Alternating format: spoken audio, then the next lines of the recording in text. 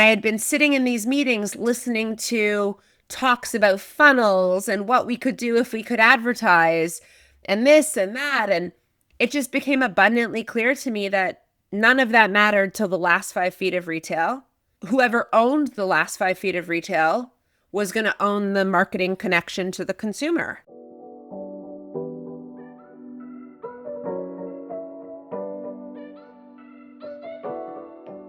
Well, welcome back to High Touch. I am Jake. And I'm Duffy. And today we're talking to someone who looked at the entire cannabis industry and said, you're all ignoring the most important person in the room. Our guest, Jaime Lipowitz, has built a 7,000-member budtender community from scratch with $5,000 and zero outside funding. She's basically created the playbook for how brands actually win at the shelf in Canada. And I love the story because it didn't start with a pitch deck or a fundraise. It started with one budtender in a dispensary in LA, flipping her purchase decision to a completely different brand with a single recommendation. And she flew home to Toronto and started building. So Jaime is the founder and CEO of High Buds Club. Jaime, welcome to High Touch. We're excited to have you. Thanks for having me, guys. Excited to be here.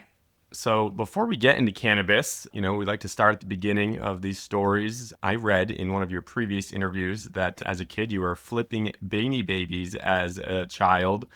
What was the play there? Were you buying low at garage sales and then selling high at the schoolyard? I'd love to hear about some of those earliest forays into entrepreneurism. Yeah, for sure. So, I became obsessed with Beanie Babies. I was probably like 12 years old at the height of the Beanie Baby craze. And I quickly realized that I could make money selling them. I had a couple shops in town that, were like Thai authorized dealers. And I don't even know how I knew how to do this, but I convinced them to call me when the orders came in so I could come and get first dibs on the stock. And then I would go to like trade shows to sell them. And at one point, my uncle had gotten I don't even know how he got access to it. These like Beanie Babies that were like, I want to say dysfunctional, but that's not the right word. That were not right, not what Those word are am the I valuable looking? ones, right? Well, turns out they're valuable now, Yeah. but Yeah. so I would go and sell them at shows. My brother and I would get a booth at a trade show and we would sell Beanie Babies there. We had this stock of like 1,000 of these ones that were not suitable for sale, and we would sell them and we would trade them. And that was, I must have been like 11, 12 years old. That was like my first foray into entrepreneurship. Nice. Well, I'm sure we'll get into it, but I feel like there are a lot of lessons learned from that experience in hype building and what Ty did with, the power of the drop. For sure. Thai was one of the first businesses to really utilize the power of the internet in their marketing. So, they were early in the, what would be like a Reddit now, the boards of the world, and really getting into these like niche communities and seeing what people were saying. And then they were also ahead of their time in that it was limited release. They didn't make everything like a mass available, and that drove the value up, right? And as I've learned time and time again, my first lesson of this is that value is subjective. It's only worth what somebody thinks it's worth and is willing to pay for it. And so I capitalized on that early, and I learned a lot of lessons in that time, for sure. Super cool. So after your Beanie Baby slinging days, I know you moved into political science and Then it turned into selling fake Gucci pouches on eBay. Got it. That's Nice. what came next. Yeah. Yes. Yep. And then political science, and then yeah, exactly. then maybe law, but a quick pivot into sales. So I guess what made you realize that you weren't destined to be a lawyer and sales was the right path for you? Yeah, I think the world has enough Jewish lawyers, so I realized that probably wasn't needed. I graduated university at the height of like the 2007, 2008 market crash recession. There were no jobs. I couldn't even get like unpaid internships, just like the economy was so terrible. And I had a friend who was going door to door selling spa packages. And I did not want to do that job, but I did want to go and backpack through Europe. I did want to go do that. And so I needed money, straight up. I needed cash. And so she said to me that, I think you'd be good at this. You should try it.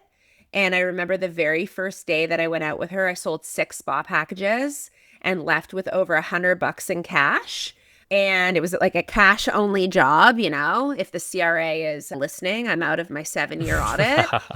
And I made a lot of money that first summer. I made a lot. I used the money to go and intern in New York and had, some great experiences.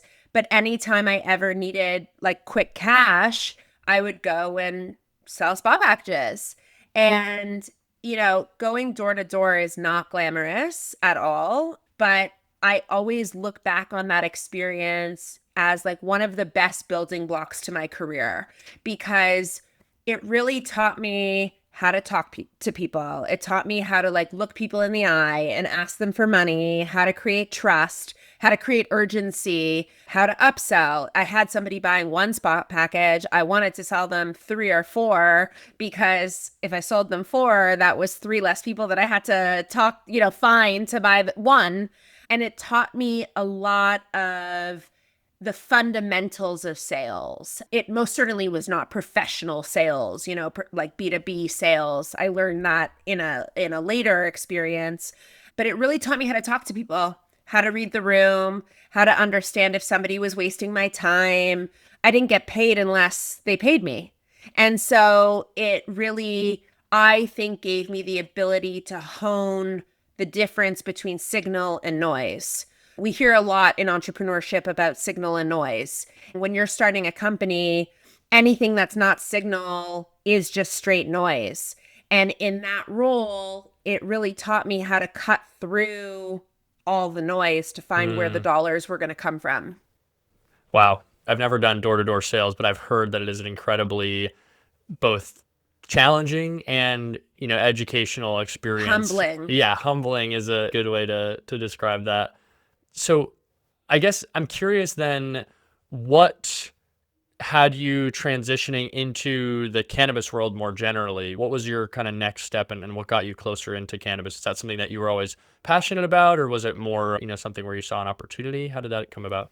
Yeah, I've been a lifelong cannabis user. So I would say starting from about 19, I, started exploring the plant and what it could do for me. And, in my 20s, when my friends would all get home from work and like drink a glass of wine, I was smoking a joint. I've never been a big drinker at the best of times. And my brain is going a lot. It moves at a mile a minute. And cannabis was always my refuge at the end of the day when I was done thinking. To be able to like turn my brain off and just relax, and just sort of like sink into the couch and not think about, all the other things that were happening in my life. And it definitely became ritualistic for me, is the word I would use. I'm not dependent on it, but I do enjoy it quite a lot. After spa packages, I got into advertising and I sold media for a number of years, and I understood influencers and digital media and the power of the internet and, marketing and conversion and all of those different elements. And then as cannabis was becoming legal in 2018, my team had sold a large content program to Canopy Growth. At that time, Canopy was the world's largest cannabis company, the most infamous, well-funded cannabis company in the world. Constellation Brands had just given them $5 billion and they were very well funded. And there was a lot of hype around cannabis and what was going on. And so we sold Canopy this large program to, start off legalization and launch what was happening. And as a part of that campaign, I was with the Canopy Growth team in Montreal at a conference, and I met Snoop Dogg's manager. I was seated at a dinner across the table from him, and Ted Chung is his name. And Ted had managed Snoop for, 20 years. And as soon as I told him about what I was doing and my experience, he kind of like zoned in on me right away and really said to me, like, let's go get a drink. And we had sort of this mini interview along the side of the bar, and we just clicked. And then, weed became legal. 2 months later, 3 months later, Ted called me. He had a job. Mary Jane was the agency of record for Canopy Growth at the time. They were launching Leafs by Snoop, working on, houseplants and the celebrity brands. And he needed someone in there and someone to help him build out what they were doing. And so it made no sense on paper. I took a pay cut. None of it made any sense to anyone but me. But I just knew I had this, like I say, it felt like my soul was on fire. Like, we talk signal and noise. I was like, when else am I going to get a chance to build an industry, one that I see exponential value in? It is the start of a global opportunity. Canada is at the forefront of it. And when somebody asks you to jump on the rocket ship, you don't ask what seat. You just say yes. And so that's how I got into weed. Through that experience, the first year of legalization, I worked within the walls of Canopy Growth.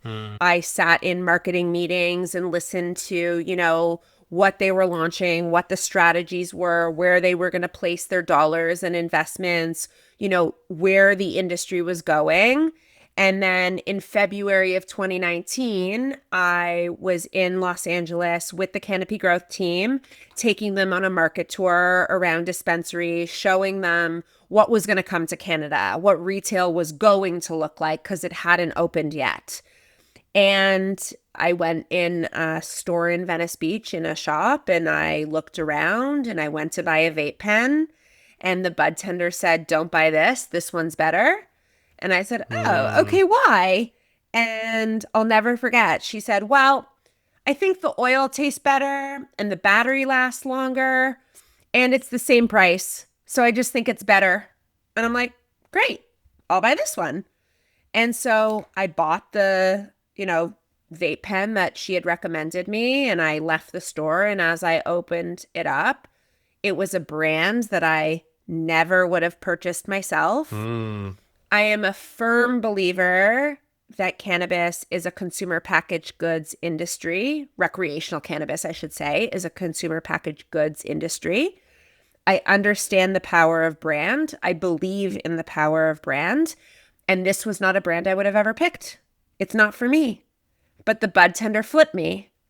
And I had been sitting in these meetings listening to talks about funnels and what we could do if we could advertise and this and that. And it just became abundantly clear to me that none of that mattered till the last 5 feet of retail. Whoever owned the last 5 feet of retail was going to own the marketing connection to the consumer. And I didn't know this was going to happen at the time, certainly. But my sense was that if I could bypass retailers and not involve the retailer and just build a budtender, I call it a community, but if I could build influence within the budtender, attention is the asset, and I could sell budtender attention at scale. Absolutely. Yeah, makes a lot of sense. Something obviously we have a lot of conviction around at Sparkplug as well. Something we've talked about, on that topic of cannabis being a CPG. Is that something you think is unique to cannabis, or just define to us, I suppose, some of those characteristics of cannabis that allow that 5 feet to be so integral? Why is it different from other industries or other retail environments where maybe it's those salespeople don't have the same degree of influence? Yeah, I mean, distribution is critical in any industry, right? Like, you can't buy something that's not available for sale. So distribution is the first step. But in more traditional industries, let's compare it to beauty, right? Cosmetics. You can market. You can market in lots of ways. You can put up billboards. You can buy TV ads. There's no shortage of places you can put your marketing and advertising dollars to drive interest to your chosen consumer and get them to walk through the door. That doesn't exist in the Canadian landscape. The Cannabis Act prevents a lot of the tools that other CPG industries have to be able to create interest and drive consumer purchase decisions. And so I saw that immediately, that a brand could spend, if they were allowed to, they could spend all this money above the fold, right, in the funnel to drive interest, to drive the reason to believe, to get people to walk in and ask for the product by name. But if they did that, all it would take is the budtender to say, don't buy this, this is better. So by proxy, that doesn't matter, even though it's not a real opportunity in this space, right?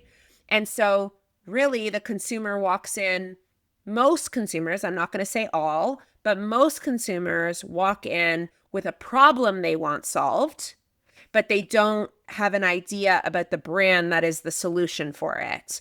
And they look around on the walls and there's a hodgepodge of marketing. It's so messy, right? The average store in Canada carries upwards of 500 SKUs per store, which I think is crazy. And you look around and how do you validate that what you want is good? There's so many mixed messages coming to you at any given moment. And so the budtender is, you trust the person in front of you, right? Like they're the ones who are going to make the recommendation. The consumer looks at the budtender as the subject matter expert in, cannabis consumption. And that's what makes them so powerful. And so, at Sephora, they call them cast members. The cast member is influential, but they are not as influential as the budtender. But the same principles of retail apply. The cast member is the subject matter expert. So you walk in and you're looking for a red lipstick. They're going to swatch you 1, 2, 3 red lipsticks, and you're going to buy one of the 3 that they put in front of you. But if you go on Sephora.com, there's upwards of 300 different red lipsticks. It's no different than asking for an infused pre-roll or an all-in-one vape. There's endless amounts of options.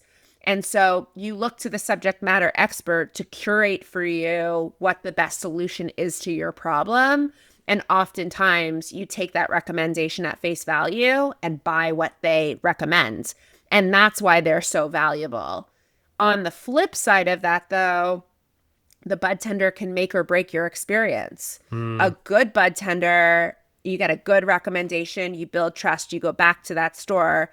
You get a soccer mom who's looking for, a low dose edible so she doesn't kill her kids, and they give her, a 40% plus infused blunt. Well, that's a really bad experience. And so the budtender is really that critical point in the funnel to either get somebody to come into the category and stay in the category and then continue consuming, or have a really bad experience and then they leave the category and then the whole industry loses. So they are a really, really critical point of the consumer retail experience, and they're the only real connective tissue to consumers. Wow. Yeah, I really love the idea of the cast member. That's a really interesting phrase, and I think it highlights how much of retail. Yeah, exactly. Retail is a performance. It is an experience. It is something where you are entering into a set. It's something that they have created to optimize you, understanding and reading information from all of these products in the ways that they want you to. It's really a fascinating way to think about setting up retail and actually kind of walking people through a story and sort of sales as a storytelling process. Yeah, I mean, I can tell you, I've walked into stores with the intention to buy something, and the person helping me has annoyed me or, whatever the case is, and I leave empty-handed. I've also walked into stores with zero intention to buy anything and have had an amazing experience. And I spend more money than I had even, imagined because I've had that great experience. And so the bud tender is that inflection point at retail. They're either going to get somebody in and out, spending $10 for one pre-roll. It's a mediocre experience.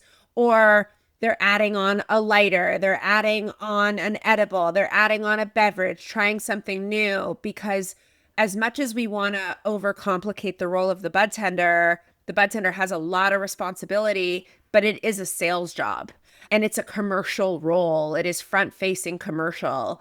And when we don't set the bud tenders up to succeed, the overall business fails because we're not maximizing the potential of the consumer and what they could be spending in store. Absolutely. Okay. So I guess with that insight that you had generated from not only your, personal experience, but obviously seeing the cannabis industry from the inside and understanding a lot about how these gaps existed in the ability to really like market to consumers, get brands in front of consumers versus the power of the bud tender. What was that process like, building a community from scratch? What really gave you the momentum to do that? And what were some of the hardest parts, at the outset? Yeah, I have come to learn that people don't understand things they haven't seen before. Mm-hmm. And so what I was proposing and what I was trying to build from day one, my vision has been clear as day. And it hasn't really changed all that much. Yes, there are certain scenarios I've gone 2 degrees left, 3 degrees right. I've had to reposition slightly, but overall, the vision for the business has remained pretty consistent. I would say that the hardest part, there's 2 parts.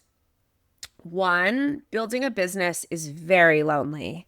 I am a lone founder. I do not have a co-founder. And I have found that talent is very hard. I'm a little type A. And Does the cannabis help that or exacerbate that? I don't consume cannabis during daylight hours. So I have found that like the hardest part has been it's a lonely journey. And oftentimes, as a result of the lack of talent, that permeates across the industry. People are put in roles that they're ill-equipped to be successful in, and they don't understand what it is that I'm building or why they should use it. I often hear like, I'm paying for shelf space. Okay, so you're paying for your product to sit on the shelf, but who's actually selling it? So I'm a firm believer in that I was building a business and not creating a project. So first I wanted to make sure that there was a market of people who would pay me for access to a community. So before I had a single bud tender, I built a deck and built out a concept and I shopped it around. I went and talked to, the marketing managers and the people in charge of budgets at cannabis companies. And I pitched. Straight up, I pitched something that I didn't have.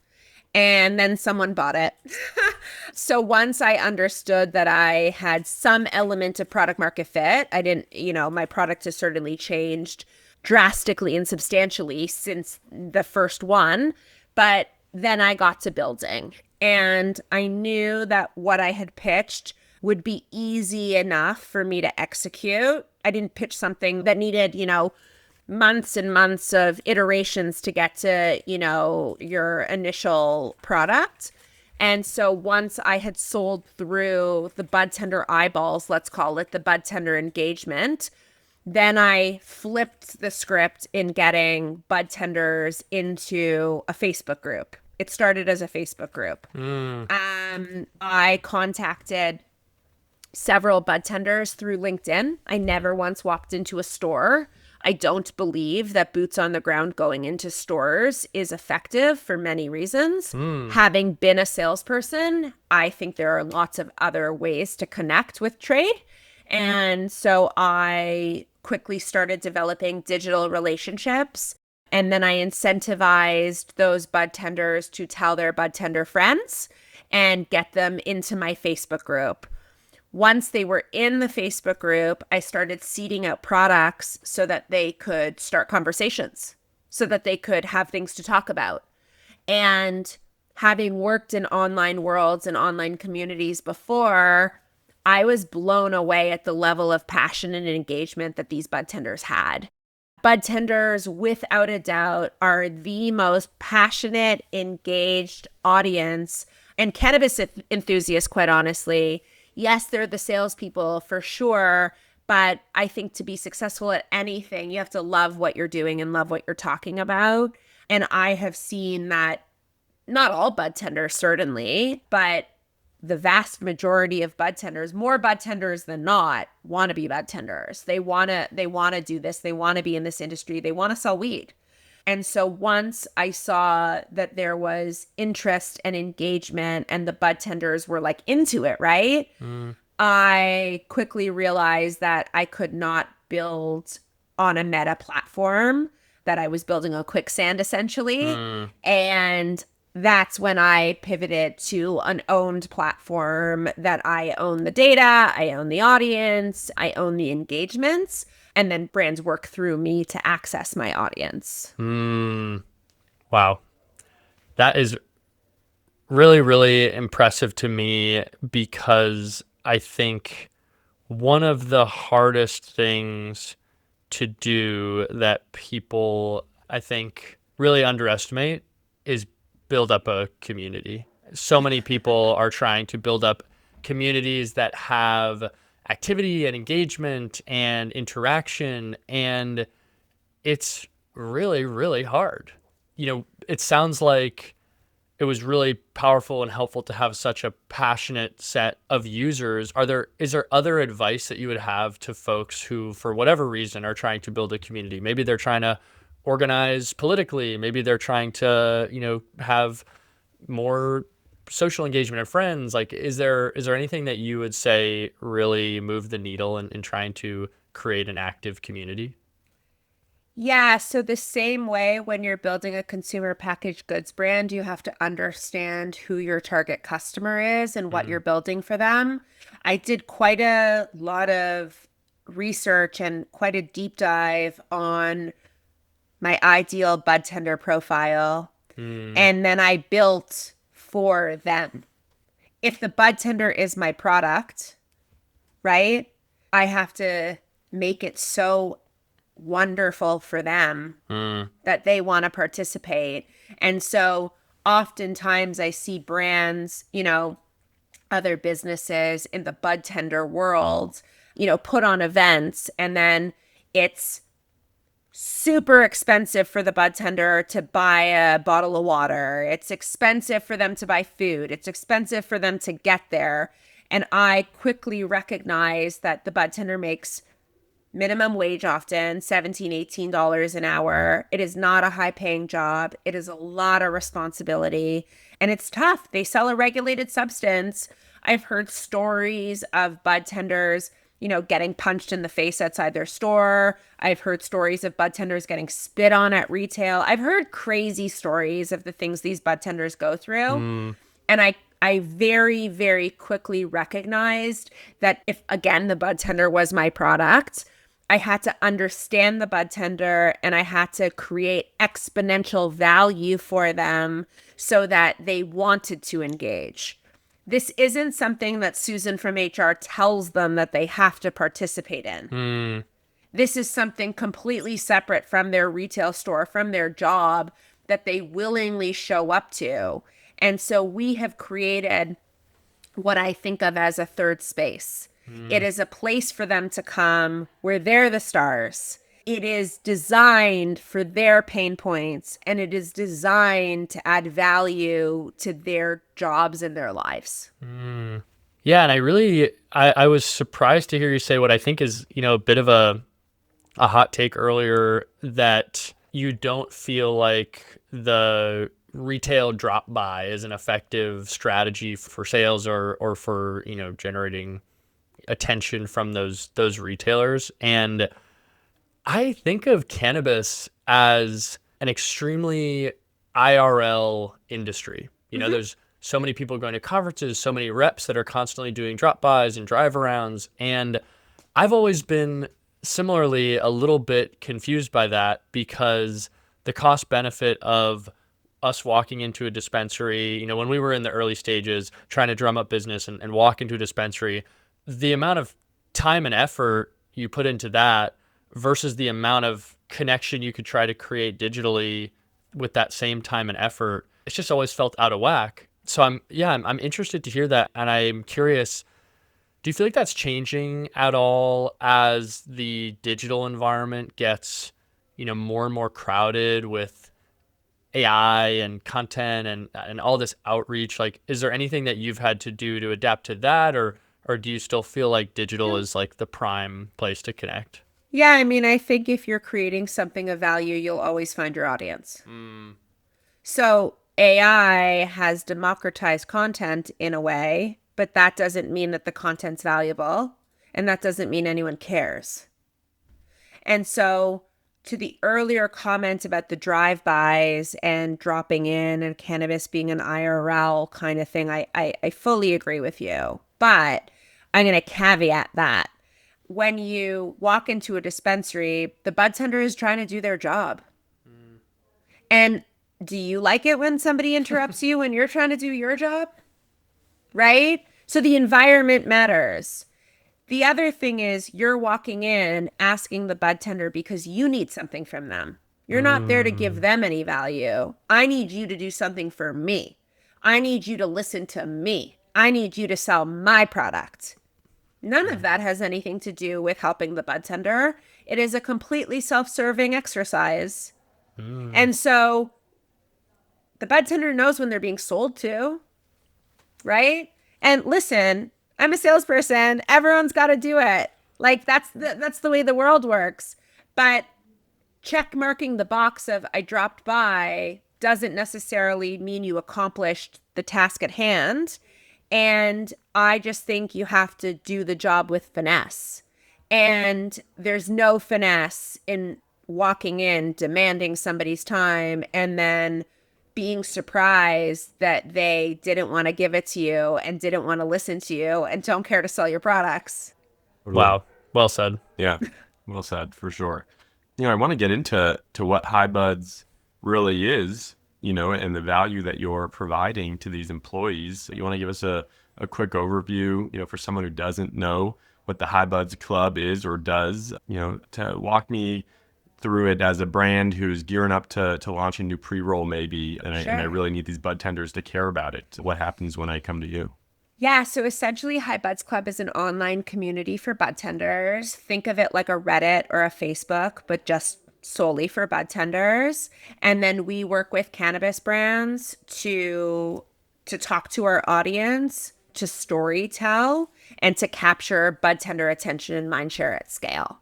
As I mentioned, we have an online platform. Brands have the ability to create, branded spaces within there to put their education materials, to chat direct to bud tenders one-on-one. We host weekly, education sessions for brands that get anywhere from 150 to 300 people out on any given night. And somebody yesterday told me that on our most recent live stream, there was more engagement than on a Taylor Swift live stream. And that was the nicest thing anyone had ever said to me in my life. So shout out Trish Lackey. And yeah, we work with the brands, like I said, to capture bud tender attention and give them the ability to story tell to the community. Nice. Do you find that you're often advising and consulting with these brands and they come to you with a story that they want to tell and you're like, it's just not going to land, we need to totally throw this out the window and start from scratch? So yes and no. I'd love it if they came to me with a story. They usually come to me with, this is 30% THC and it's priced at this. And no one cares. You're not walking into the liquor store asking what the percentage of wine is. You're going to listen to the conversation about the kind of grapes it is and how it was harvested and why they made it, or the story of the family farm, or whatever the thing is that, helps people build brands. So I find that now the industry is starting to shift to understand that they do need to storytell, but no, they don't typically come with a story. And to answer your question, I spend a lot of my time helping our brand partners craft their narrative, storytell. I have people on my team who I think of as customer success. So we'll work with them to create materials. We give them templates to use and we edit things for them. And we often throw them the ball of different opportunities of things that we see on the platform for them to create some noise around and get some attention. And we are really the intermediaries between the budtender and the brand, and we help connect the dots. I'm curious how you think about, for these brands, crafting stories that are really distinct. I've had the experience of going to recently a trade show in New York where the market is really just getting off the ground, and you go from booth to booth talking to these brands, and they just have all the exact same talking points. They have the exact same origin story. They all have the same sort of notes to what they're doing. And, I think that a lot of these brands struggle to really differentiate themselves from a storytelling perspective. Is there anything that you really look to when you're advising a brand like that on how they should try to, stand out and be unique, if maybe that uniqueness isn't even totally authentic to them? Well, you can bring a horse to water. You cannot force it to drink. And I often have to remind myself, not my circus, not my monkeys. That being said, we see the same things in our market. I think we're ahead of the New York market, obviously, but I'm watching the same patterns emerge in the American markets that we had in Canada. I think there's a time horizon that all these markets seem to go through at similar points in their growth. My advice is usually when everybody is going left, I like to go right. So I go back to people don't understand things that they haven't seen before. The reason we see a lot of this sea of sameness is because most people lack imagination to be able to create the story to tell. And so they look and they go, well, that brand is selling, 30%, or the data tells me that everybody wants, 2x1 pre-rolls at above 30% for under $10. So I'm just going to make that. But everybody knows Coca-Cola by name. No one knows RC Cola. That's a shout out to an old Canadian cola brand that is not in business anymore. That's Beanie Babies era. Right. Exactly. Shout out Camp Wahanawan that gave us RC Cola. But the point I'm trying to make is that they're both colas. They're both it's the same product, but why has one lasted the test of time and the other one is extinct essentially, right? Because Coca-Cola spends a ton of money on brand marketing. Everyone knows Coca-Cola. So I'll take it a step further. Diet Coke and Coke Zero are literally the same product. They are a 0-calorie cola, literally the same product. But Diet Coke is for women and Coke Zero is for men. And it's not to say that a woman can't prefer Coke Zero and buy and drink Coke Zero, but the marketing and the brand and the storytelling is Diet Coke is for women and Coke Zero is for men. And they're distinct audiences. And I don't know that the brands have done any sort of thinking around who their ideal customer is and the story that they need to tell them. Again, it's not to say that somebody outside of your ICP can shop your products. Certainly they can. But you have to know who you're talking to and why they would care about you. And they don't do the work at the start. They look at the data and they say, oh, everybody's buying above 30% THC. We're going to sell that. Not, here's a customer segment that is under indexed. And that's the area of opportunity that we're going to go build in. And maybe you are still selling that 30% THC to that customer, but you know who you're selling to. Weed is not E for everybody. And everybody wants to make it. It's for everybody. And it's just not.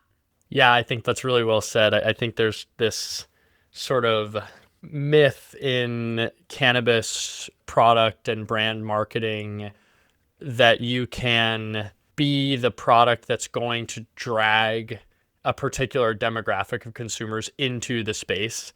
Oh, this is the best vape for your grandma. This is the best wax for your great uncle. Like that customer base may or may not exist, but the more than likely, if you're going to get them into the space, it's going to be by designing a form factor or a product experience or a product impact that is like truly unique to them and works for their specific use cases, as opposed to saying, oh, well, we're just going to make this vape look a little bit more like something that they're familiar with and it's therefore not going to be scary to them. It's like they're not even walking in the door. Like you gotta get them there first with, outreach and education and effective marketing of your product. But in a market like Canada and in a lot of US markets, it's really hard to get in front of those people if they're not coming to the dispensary. So it does leave some brands, I think, at a bit of an impasse where they're like, hey, we want to get in front of these new demographics of people, but we can't really because we're only really able to operate within those four walls. Right. And so that's why I'm constantly saying that you have to story tell to the bud tender. Because if you arm the bud tender with your story and they understand who your customer is and why this product is made for them and how to sell it to them, well, your ideal customer walks in and the bud tender is the matchmaker. The bud tender is the one who gives them, the product and says, oh, it sounds like this would work for you. Absolutely. I think there's almost a risk there that I think a lot of brands may face in over-indexing to bud tender feedback, because bud tenders are certainly cannabis consumers, but they are Not your customer. not the customers, right? So when it comes to making bud tenders care, I imagine it's easy to make them care about the super high potency product that's designed for daily consumers. But, how do we think about getting them to care about the products that are just so not for them? Well, this is part of the challenge of storytelling because they do care about the products that are not for them because that makes them better at their jobs, right? So like 10 bud tenders apply to High Buds Club. 3 of them are never going to log on ever. I don't know where they go. They just don't do anything. Another 3 are going to log on once in a while. It's their summer job. It's their after school job. They're transient. They don't really whatever. It's a job. It's that last remaining 4, the 40% of the market. Those are the bud tenders that want to be bud tenders, that want to be in this industry, who care about the job, and understand that they are salespeople and it is their job and they'll get more hours if the business makes more money. And so it's about those bud tenders and arming them with the tools so that they can sell your product. But if you're not doing the preliminary work and the preliminary thinking of how to pitch the product, who to sell it to, how to add it on a basket, you're leaving it up to the bud tender to figure it out on their own. And they have so many things going on. They don't care to figure out how to sell a product that they're not even thinking about. I don't want to say laziness because I don't think it's laziness, but I think it's a misallocation of resources that these cannabis companies have, where they're putting their dollars into sending reps into store to drop off a sample, and they're not arming them with the ability to storytell, capture attention, and be able to deliver the message. You've described yourself as having a high risk tolerance, being resilient and competitive.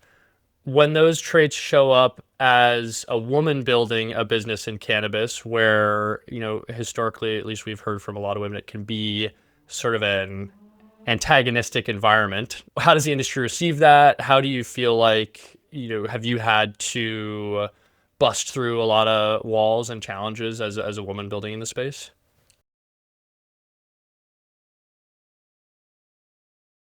Oh, for sure. I mean, I don't think it's going to come as a surprise that this industry is a boys' club. And I have not necessarily been welcomed into the boys' club. That being said, my results are undeniable. And so the resilience comes from knowing without a doubt that I was absolutely right. The budtender is the most critical piece of the cannabis supply chain. It is the only way cannabis brands are built in consumers' eyes. It is the only way to connect to a consumer. Either that or a piece of trade marketing, and you are competing with 100 different signs in a store. And that's really not an effective way of capturing anyone's attention. And so I would say that it's resilience, but it was certainly a lot of stubbornness where I was like, it's not if, it's when. It's not if, it's when. I know how to shop. I know how to spend money. I know how people spend money. I know what retail, I've worked in retail. I know what retail is like. And the salesperson is the most critical piece. And that is just amplified in this industry. The nuances of this industry just make the budtender more valuable. But front of house, frontline sales is valuable in any industry. You walk into a restaurant, it doesn't matter how great the food is. Somebody's there to eat, but did your waiter sell you an appetizer? Did your waiter sell you a dessert? Did you add a bottle of wine and a soft drink and a bread and a this? And like all those things are determined based on front of house. And it's no different in cannabis. And quite honestly, I just knew I was right. I also come to this from a very unique lens. Every job that I have done before Head Buds Club has prepared me for this job. And so a lot of people, think like, oh, it's just dropping off samples. Like, what do I need you? I can drop off a sample without you. But there's all of these, the devil's in the details. And there's all of these little details that make High Buds Club very powerful and very influential. I also inherently understood that I was building a media business and attention was my asset. And so I've always kept that in mind in every decision that I am making, is that the engagement is what they're buying from me. They're not buying the getting the sample in somebody's hand. You're buying the getting the sample in somebody's hand, them actually paying attention to it, them talking about it, them considering it, that it being the subject of conversation amongst the community. That's what you're buying. And so you can't deny the results. Also, if you don't like me and still watch everything I'm doing, bitch, you're a fan. In the words of Madonna. Well said. The attention is the product. That's it. Well, this was Jaime Lipowitz, founder and CEO of High Buds Club. She started with $5,000, no investors, and an insight the entire industry told her didn't matter. Now she's got 7,000 bud tenders in their community, covering 30% of the Canadian market. If you're a brand trying to figure out how to win at retail, this conversation has been your blueprint. Please go check out High Buds Club at highbudsclub.com. If you're a bud tender in Canada, you should probably already be a member, so hurry up. Thanks for listening to High Touch. If you like this episode, please share it with someone who's trying to figure out how to actually connect with people selling their products, and we'll see you next time.